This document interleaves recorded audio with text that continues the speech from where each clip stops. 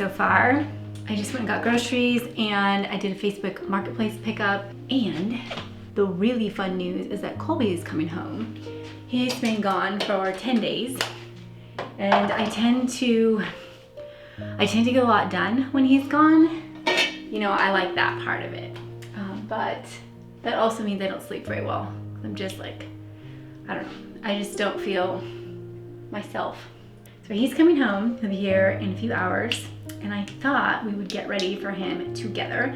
Thought I would work on the house with you. And I feel like this is a good time for me to talk about what makes a welcoming home. So of course I have someone coming today, but I just think too, like going into the holiday seasons, it's a really good topic to discuss, like the elements for having guests come for Thanksgiving or Christmas, or you know, kids home from college and those kinds of things. So we'll talk about some elements that I know you have, and you can just dial them up and make your home that much more welcoming. Boy, we can start by cleaning this bathroom. I can see it needs to be cleaned. You know, as you know, I've gotten back into my thrifting cycle.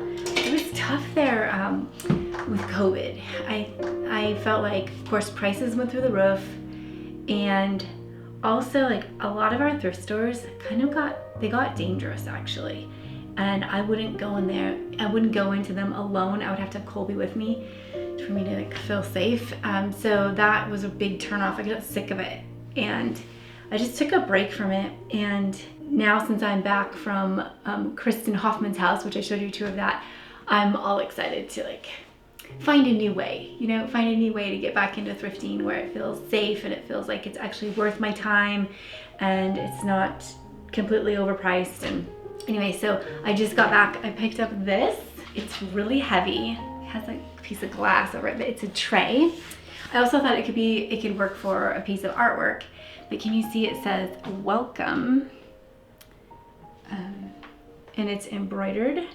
Anyway, I got it for my attic room, guest room that I'm working on, because we're doing a lot of scallops in there. There's lace curtains that have scallops. I have a quilt that I haven't bought it yet, but I'm eyeing it on Facebook Marketplace. And it also has the scalloped edges. And so I think just touches of that would be good. I want to put a fireplace in there, and so this might be cute. This might be cute over the fireplace. I don't know, tell me what you think. I was really excited when I first saw it, and I was like, oh, I love it. And I took it, and then I got it home, and then, you know, like when you get something in your house, sometimes you change your mind. So I brought it home and I thought, oh, is it too cutesy, like little girlish? Is it too country? Is it too 70s, which that's not my style at all. So I don't know. I'll live with it for like a week and we'll see if it grows on me. But yeah, tell me what you think of that.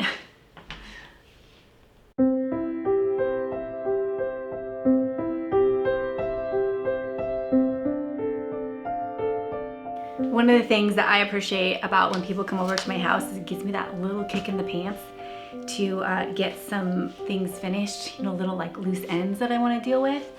And so this is a frame that I got. It's just off Amazon. But I do love that it's oval. I love oval frames. And then I like the detailing at the top. So I need to put the latest bespoke group photo in it. I already ordered it. It just came in from Impex. And this is from my design retreat that I do every year. We've been doing it in Virginia at the Mayhurst Estate, and it's a 4-day event. I love it. I work on it all year. I love getting ready for it. And ticket sales are going to be going live on Black Friday. So mark your calendars if you want to come with us this year. My goal is to have a gallery wall one day of all the different group photos from Bespoke. So we got to get caught up with this year's.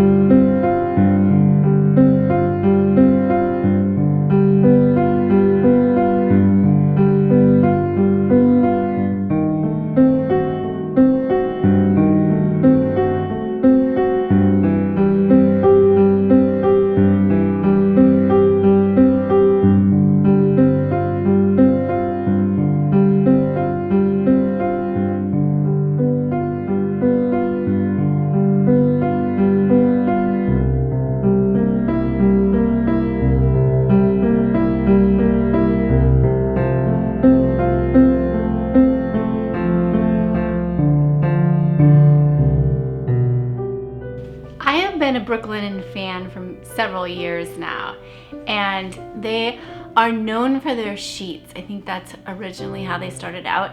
They are known for having really quality sheets at a really affordable price. But as the years have gone on, I have branched out from sheets, which, by the way, the Luxe Sateen are my all-time favorite. I've tried a lot of them, and those ones, I just can't find anything that competes with those. But they have other things that they carry too. So their towels are my favorite towels that I've ever used. I used those in my bathroom makeover this year. They are so cushy. I can always just feel our towels, and I always want to grab the Brooklinen towel. And then the latest craze that I'm into are their throw blankets. So I tried a blanket a few months ago, and it was wool. I still have it on the foot of my bed, but I've never felt a wool blanket that was so quality and so soft, like cashmere soft. And I fell in love with the Brooklinen blankets. I have 2 more that I'm adding to my collection. So I've done a lot of throw blankets from different places, and they might start off pretty, but they just don't have that quality to last throughout the years. And I'm finding that Brooklinen, they're just made differently than the other ones that I've been buying. I really wanted a good blanket at my desk because I find that my legs get cold. I used to work in an office, and I had a space heater full blast under my desk to keep my legs warm.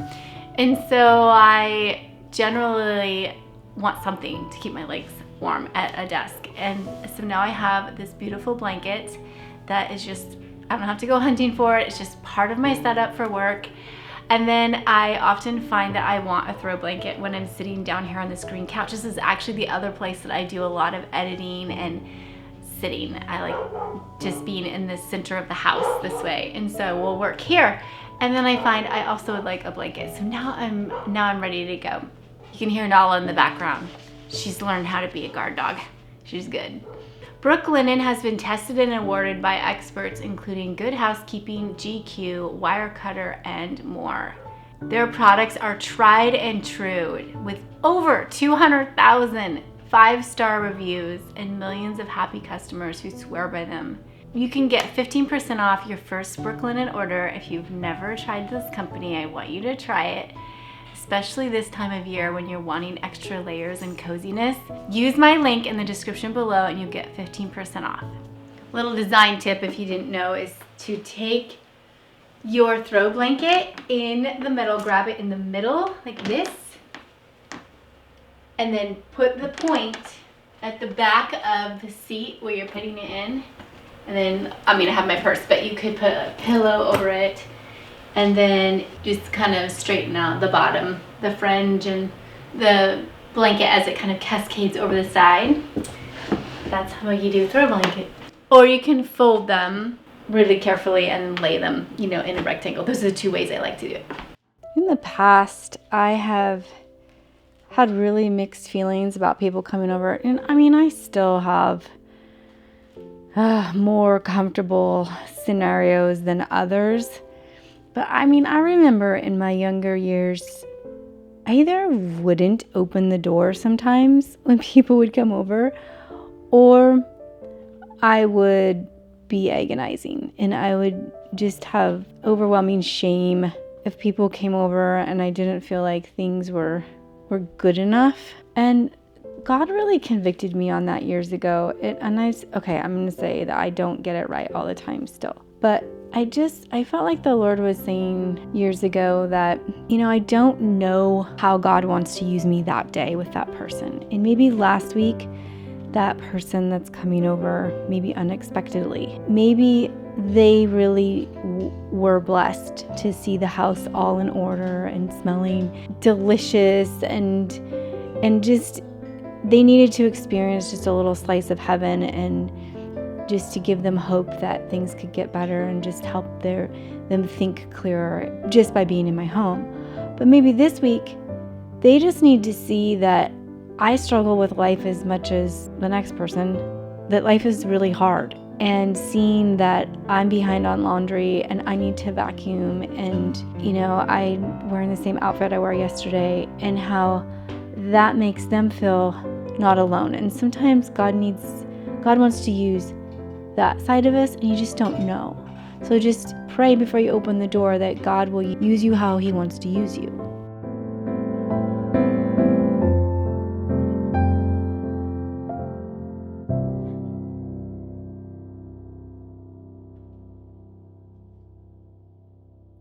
Add in greenery, lots of plants. I can't think of any style that wouldn't benefit from the addition of plants.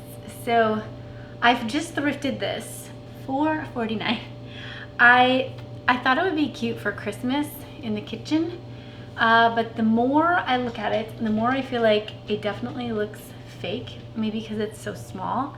So my thought is, this is what you can do when you have something that's small, that you feel like is too small for the space you're working in. I'm actually gonna pull all of this red off. It just pops out. And then you can clean faux greenery. I put dish soap in the sink with water, and then I just swish my plant in it. That's all there is to it. And then you just shake, rinse it, shake it out, let it dry. So I'm gonna pop all this red off, and then I'm gonna show you what I'm gonna do with this. I'm going to put it in a collection of topiaries, and then I think it will take away from the fact that it looks maybe small and cheap and fake. I'll show you here.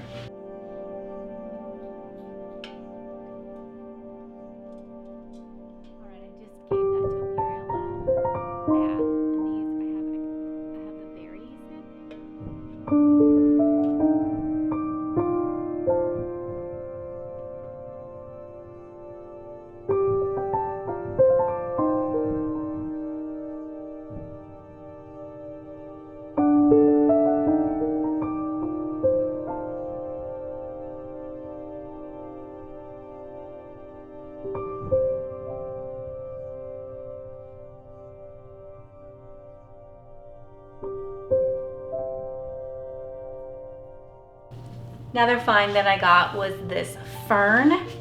I paid $15 for it. It's not super big, but it's super healthy. It's called a leather leaf fern. And the thing is, like, when I first saw it, I saw these, like, I think they're called air roots. I didn't know what they were though. And I was like, yeah, I don't like those. Those look like tarantula legs. And it bothered me all the way home, and I thought I shouldn't have bought it. I should have just said, no, there's something wrong with that. I don't want it. But I brought it home, and I sent a video of it to my next door neighbor, who's really, really good at plants and all those things. And she goes, oh no, it's just really overgrown. If you repot that, trim those air roots back. Oh, shh. Just a minute, I'm talking. You trim it back, fertilize it. Bury those roots in the dirt. She said it'll be fine. In fact, it'll probably like get really big. So I'm glad I kept the spider leg fern. And I just need to find a good pot for it. I actually don't have one figured out right now, but that is coming.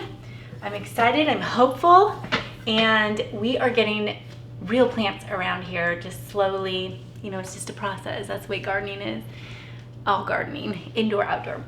And then I took ivy starts out of my window box, or not starts, but yes, they are starts, but they were clippings, and now they are starts, and you can take a look at how those are doing.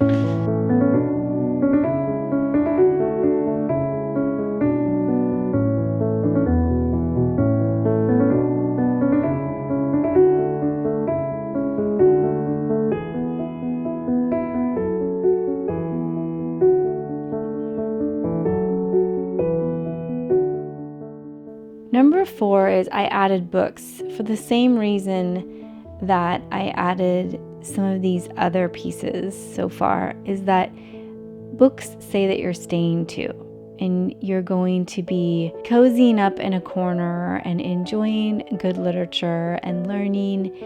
And books aren't something that you just drag around with you from hotel to hotel if you're traveling. Not a lot of them anyway. So I feel like this goes along with our theme so far of What are pieces in your home that communicate you're here to stay and be cozy and build a life?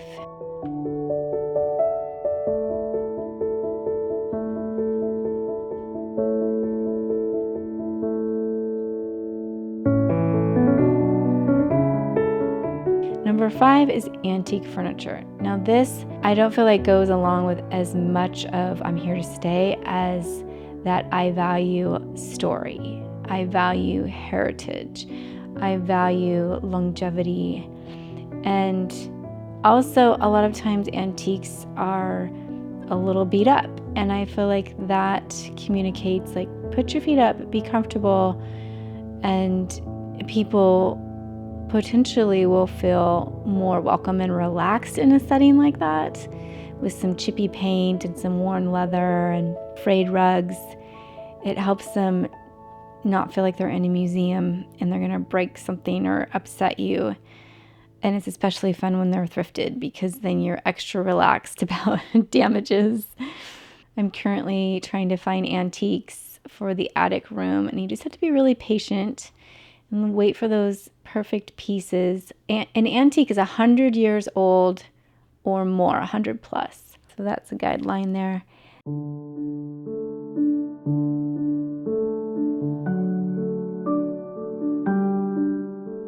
Number 6 would be lamps and candlelight. And I mean, here's a challenge for you. Try to not turn your overhead lights on at night. Just try to use lamplight and candlelight. I love how it draws you through the house into the next room with these little warm glows that are happening.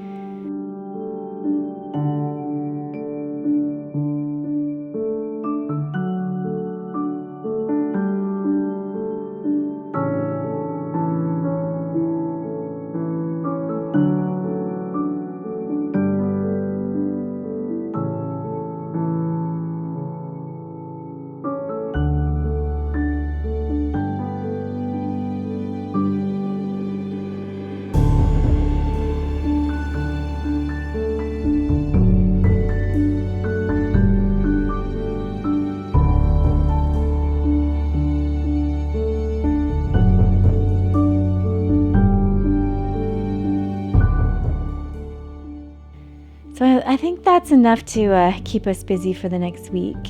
I hope you are enjoying getting ready for the holidays. And if you'd like to join my Handmade Holidays, which is my program to help women get their homes ready for the holidays, I'll put the link in the description below. Otherwise, I hope you have a wonderful week. Take care, and I'll see you soon. Bye.